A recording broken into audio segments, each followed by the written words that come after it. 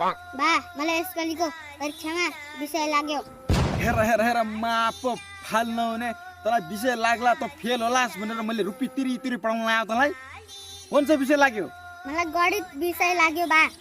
ओहो गणित विषय त मलाई पनि लाग्यो होला त, तर केही छैन।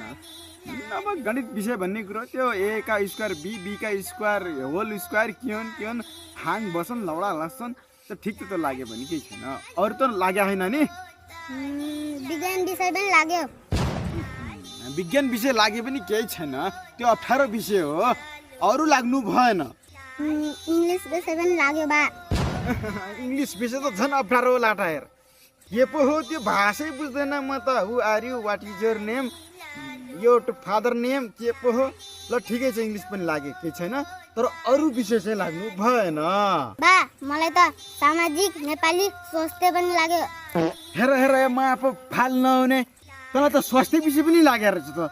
अनि सबै विषय लागेपछि तँलाई नलागे चाहिँ के विषय रहेछ? बा बिहान 1 बोतल खाएको थिएँ, नलागेको त्यो मात्रै हो। फाल नहुने तक तक तक तक हेर कुना कुना उदो उदो छौ छौ छौ छौ